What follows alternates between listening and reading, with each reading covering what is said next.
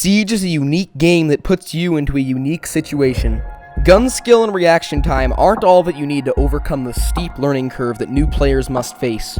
Strategical knowledge and understanding are what will make or break most of your matches.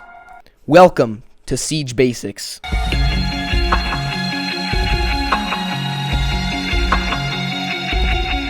On today's episode of Siege Basics, we are going to be covering roaming. Roaming is a term that applies to defense only. Bad roamers can lose you rounds and can be very frustrating to play with, but good roamers can have a huge impact on how the later parts of a round play out. But before we get too deep into this video, I'd like to ask you that if you find this video helpful in any way, I'd really appreciate it if you liked and subscribed. It's completely free to you. Also, stop by my Twitch channel. I really love getting to meet you guys over there. I'm live almost every day. First off, what is roaming? Well, roaming is one of the fundamental play types on defense, which is defined by its dynamic abilities. Roamers can move freely throughout the map, allowing them to take more aggressive positions early on in the round than non-roamers usually would. Alternative play types to roaming are anchoring and lurking. My anchoring video is already up on my channel, and the lurking one will be coming very soon, so stay tuned. Roaming is often thought of as a role that requires more mechanical skill or better aim.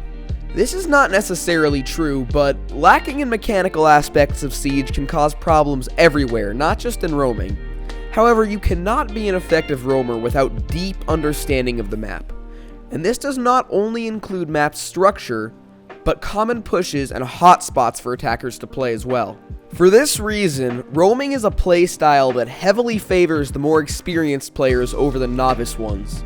If you are a new player, I recommend learning the basics of anchoring before you attempt roaming. Before I begin to break down roaming, let's discuss what a roamer's job is during the round. A roamer has two goals. The first is to waste attackers' time, and the second is to waste attackers' resources. For the first reason, a roamer's performance is very easy to quantify. A roamer has done a bad job if the attackers have made a defined push within the first minute of a round. If the attackers have not made a defined push until half the round has passed, the roamer has done their job. But if the attackers have not made a push until 1 minute of the round is left, the roamers have done a good job. Now let's start talking about the round. Before you even make the choice to roam, consider which roles your teammates plan to fulfill. A good team composition should have 3 to 4 anchors playing with 1 to 2 roamers. So if 2 of your teammates plan to roam, you should probably anchor. And if all 5 of your teammates plan to anchor, you should probably be roaming. However, miscommunication, which is common in solo queue games, can leave you with the wrong operators for the wrong role. So make sure you try your best to communicate with your teammates to avoid these mistakes. Now, let's talk about the best operators for roaming. Because I can't cover all of the operators that Ubisoft releases in the future, I will explain to you the logic behind what makes a good roamer. As of now, there are 3 types of utility on defense. Static utility, which are operators like Jaeger and Rook, which place down their utility and do not need to be alive for it to be effective. Internal utility, which are operators like Doc and Pulse, where the utility cannot be placed down, and those operators are only effective as long as they are alive. And then there is dynamic utility, which is utility that takes time to produce, such as Legion and Wamai. These operators become more effective the longer that they are alive. Operators that possess static utility make the best roamers. This is because roaming is a more aggressive playstyle with a higher death rate, and operators with static utility do not need to be alive to be effective. However, there are a couple exceptions right now. Oryx, Vigil, and Caveira were all specifically designed with roaming in mind, even though they do not have static utility. Also, roaming as a 3-armor operator can significantly decrease your chances of survival because of the noise that those operators produce.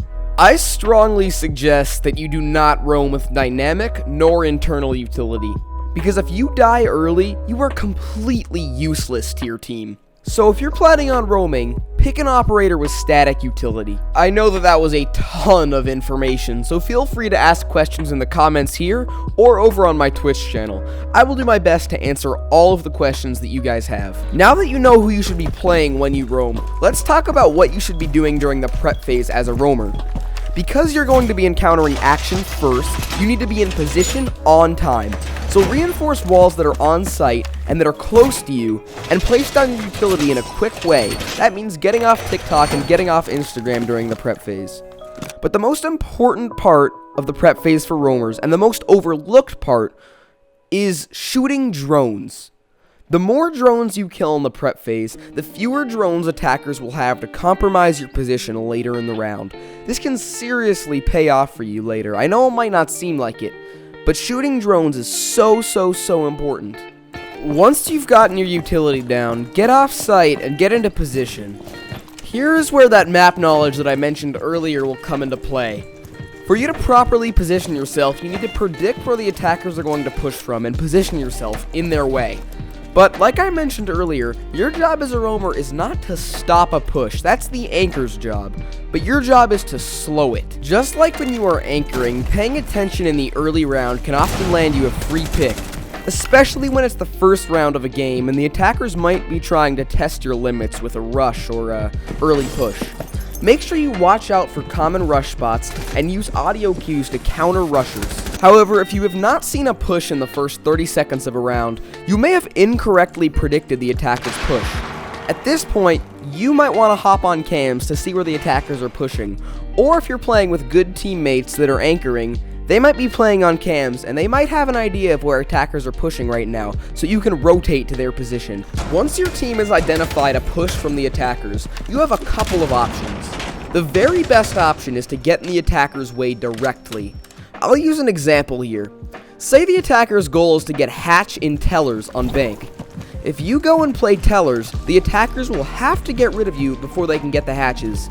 This is the first thing that you want to do to counter a push. Once attackers identify you, they're going to try to clear you. This could mean getting droned out or having breaches be made around you, but all of this is util wasted from attackers. The more drones that you can shoot out and the more attackers that you can kill, the easier the latter parts of the round are going to be for you and your anchors. But make sure you don't die. If you die early as a roamer, you've not helped your team. Also, make sure you work with other roamers on your team. It can make it a lot harder to clear you for attackers. And then the reason why directly stopping pushes is the best is because attackers have to clear you to complete their objective. That means they cannot ignore you. They have to waste utility, they have to waste time, and they have to waste drones to clear you out. Once you feel like you can no longer be in the attacker's way directly, you're going to rotate out of your position and re-engage them in an indirect way. You could do this in a lot of ways, one of which is making an impact above where attackers' objectives are, or shooting through soft walls near attackers. You're basically just playing with their minds at this point. You need to take actions that aren't necessary for them to clear you, but are going to keep them guessing about where you're going to come from next. It's basically to make them feel uneasy about pushing there, and to get them to kind of waste their own time. Once again, for this step, map knowledge is incredibly important. If you don't know how to rotate safely out of a certain area, you're going to get killed. If you don't know where to impact above an attacker's objective, you're not going to be able to engage them indirectly in an effective way. If you don't know which soft walls go into which room, you're not going to be able to scare the attackers by firing through the walls. Understanding the map as a roamer is so important. Another super important part of roaming is not trapping yourself. For the past two steps, you need to engage the attackers directly and then rotate out to engage them indirectly. If you put yourself in a position where you're not going to be able to rotate out, you're going to get killed. Make sure the room you choose to engage attackers directly in has at least 3 ways to exit. If there's 2, attackers can easily watch both sides of the room and trap you in there, easily killing you early in the round. If the attackers are able to get enough map control to the point where you can no longer engage them indirectly, you have one option left. Disengage and run away. Sometimes this will give attackers a false sense of security. Now, the attackers might have some time to complete their objective, like opening a hatch or breaching a wall, but you should already be on your way to flank them. Now, the reason I say that flanking is your last option and not your first or your second is because good teams will easily counter you flanking by having someone watch it. It's as simple as having a drone, an air jab, or a claymore, or someone watching it with their gun to completely disable your ability to flank. You flanking successfully relies on the other team making a mistake, which is an unreliable thing to count on. There's one last thing to consider while you're roaming. When should you go back to site? This is a very situational thing as a roamer, but if 2 of your site players die, you might consider returning to site.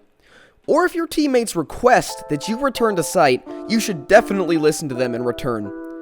If you have not seen any signs of a push off-site halfway through the round, you might want to return to site because the attackers are probably not pushing where you're going to be roaming, and they need help on site. If you have managed to stall the attackers for 2 minutes, you can return to site if you want, but if you want to stay out, you can.